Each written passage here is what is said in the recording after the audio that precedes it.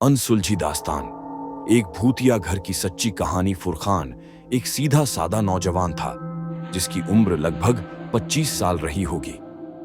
हाल ही में उसकी शादी हुई थी और जिंदगी में सब कुछ धीरे धीरे पटरी पर आ रहा था। लेकिन उसे क्या पता था कि खुशहाल जिंदगी की यह शुरुआत उसकी सबसे डरावनी रातों का दरवाजा भी खोलने जा रही है। शादी के कुछ ही दिन बीते थे कि घर में बातचीत शुरू हुई। छोटे भाई की भी शादी होने वाली थी, तो जाहिर था कि अब एक बड़े घर की जरूरत थी।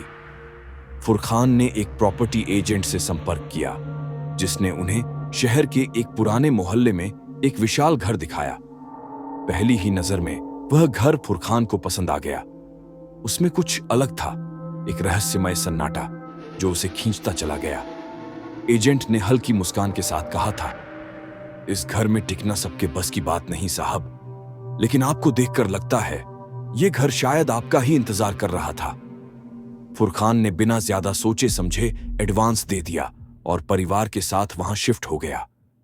शिफ्टिंग के पहले ही दिन उसकी पत्नी घर की सफाई में व्यस्त थी। तभी उसने देखा एक औरत सफेद साड़ी में छत की ओर जाती हुई दिखी। वह समझी कि सास होंगी, लेकिन अगले ही पल मोबाइल पर उसी सास का कॉल आया जो कह रही थी कि वो सुबह से बाजार गई हैं और अभी ही वापस आई हैं। पत्नी हैरान रह गई। वो ऊपर छत पर भागी, लेकिन वहां कोई नहीं था। सीढ़ियों के कोनों में धूल जरूर थी, लेकिन किसी के कदमों के निशान नहीं। वापस आकर उसने फुरखान की अम्मी से बात की, जो असल में घर में उस समय थी ही नहीं। उस रात पत्नी का चेहरा पीला पड़ गया था। कुछ न कुछ गलत था इस घर में। दूसरे दिन अम्मी रसोई में मछली साफ कर रही थीं। तभी उन्हें महसूस हुआ जैसे किसी ने अचानक उनके बाल खींचे हों। उन्होंने चौंक कर पीछे देखा, लेकिन वहां कोई नहीं था। उनका दिल जोर जोर से धड़कने लगा, पर उन्होंने किसी से कुछ नहीं कहा। शायद उन्होंने सोचा यह महज भ्रम होगा, लेकिन वो भ्रम नहीं था, वो एक चेतावनी थी। तीसरे दिन फुरखान की पत्नी को मायके जाना पड़ा, क्योंकि उसके पिता की तबीयत बिगड़ गई थी। फुरखान ने उसे स्टेशन तक छोड़ा और खुद घर वापस आ गया। रात गहराती गई। करीब 11 बजे फुरखान अपने कमरे में लेटा था। उसे नींद नहीं आ रही थी। तभी अचानक उसे ऐसा महसूस हुआ जैसे कमरे में किसी ने ठंडी सांसें छोड़ी हों। तापमान गिर गया था। वह उठना चाहता था, लेकिन जैसे कोई उसे बिस्तर से दबाकर पकड़े बैठा हो। उसकी छाती पर कुछ भारी था, जैसे कोई अदृश्य ताकत उसे जकड़ चुकी हो। फिर एक धीमी सर्द औरत की आवाज उसके कानों में गूंजी, ये घर तुम्हारा नहीं है। उसका सारा शरीर सुन्न हो गया। जबरदस्ती खुद को खींचते हुए उसने खुद को पलंग से गिराया और किसी तरह लाइट चालू की। कमरे की दीवार पर खून से लिखा था, मैं अब भी यहीं हूं। अगली सुबह डर से कांपता हुआ फुरखान मोहल्ले की पुरानी दुकान पर पहुंचा। उसने वहां एक बूढ़े से इस घर के बारे में पूछा। बूढ़ा बीड़ी का कश लेते हुए बोला, इस घर में एक औरत रहती थी, रजिया नाम था उसका। उसका शौहर उसे छोड़ गया था। लोगों की बातों से परेशान होकर उसने छत से कूदकर जान दे दी। मरने से पहले उसने कहा था, जो भी इस घर में रहेगा उसे मैं चैन से नहीं जीने दूंगी। फुरखान के चेहरे से जैसे खून उतर गया। उसने एक मौलवी साहब को बुलाया, जो घर देखकर घबरा उठे। उन्होंने पूरे घर में तफ्तीश की। एक कमरे की जमीन खोदने को कहा। वहां से एक काली गुड़िया, बालों की लट और खून से सना हुआ शीशा मिला। मौलवी ने कहा, यह घर अब भी उस औरत की गिरफ्त में है। उसकी आत्मा बंधी हुई है किसी अधूरे बदले से। जब तक उसका गुस्सा शांत नहीं होगा, यह घर किसी को नहीं छोड़ेगा। उस रात फुरखान ने तय किया कि अगली सुबह वो ये घर छोड़ देगा, लेकिन घर ने उसे जाने नहीं दिया।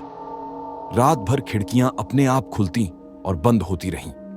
दीवारों से किसी के सर पटकने की आवाजें आईं।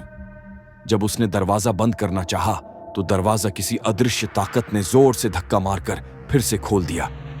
रात करीब 3 बजे फुरखान की चीख पूरे मोहल्ले में गूंजी। सुबह जब पड़ोसी भागते हुए आए, तो देखा वो घर के बाहर बेहोश पड़ा था। दरवाजा अंदर से बंद था और दीवार पर फिर वही शब्द थे, मैं अब भी यहीं हूं। आज भी फुरखान उस घर की ओर जाने से डरता है। उसका कहना है, कुछ घर सिर्फ ईंट और पत्थर से नहीं बनते, कुछ घर आत्माओं की कैद होते हैं।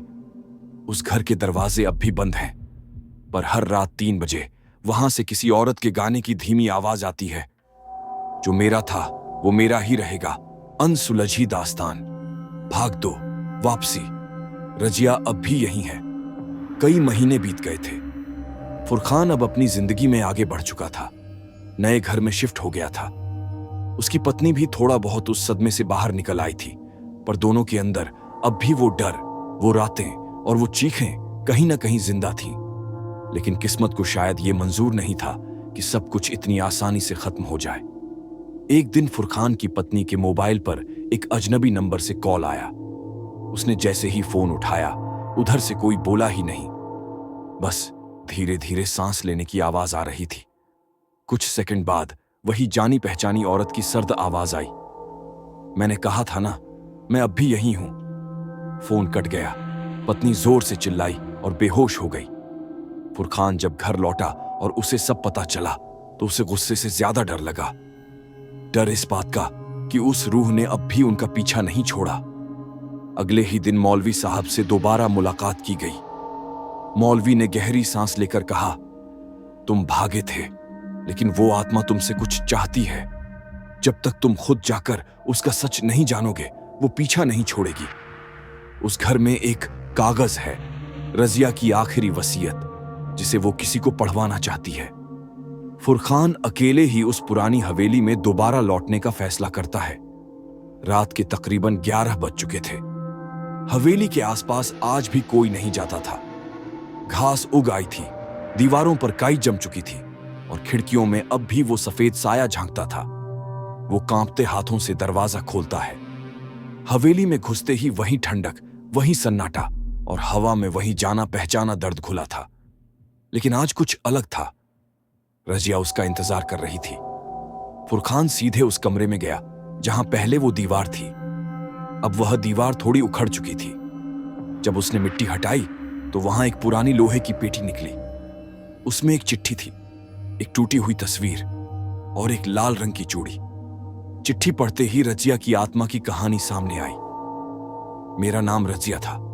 मेरा शौहर मुझे छोड़ गया, लेकिन मैं गर्भवती थी। पूरे मोहल्ले ने मुझे ताने दिए, मुझे तुच्छ कहा, मेरे बच्चे को हराम कहा। एक दिन मेरी कोख से मेरा बच्चा छीन लिया गया, मार दिया गया और मैं खुद छत से कूद गई। मैं इंतजार करती रही, कोई मेरी बात सुने, कोई मेरी पीड़ा समझे। लेकिन अब तुमने वो चिट्ठी पढ़ ली है, अब शायद मेरी आत्मा को शांति मिल जाए। फुरखान के आंसू थम नहीं रहे थे। तभी कमरे में हवा जोर से चलने लगी।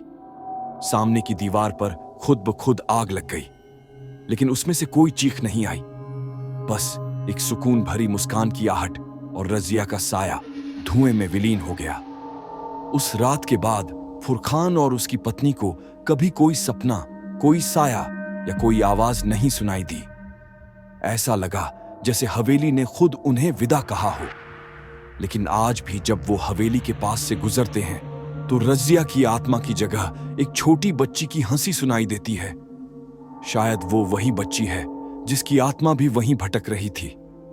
अब वो अकेली नहीं है। हर आत्मा बुरी नहीं होती, कभी कभी वो बस सुनी जाना चाहती है, और जब तक हम उसका दर्द नहीं समझते वो हमें कभी नहीं छोड़ती। अनसुलझी दास्तान भाग 3, अधूरी हवेली।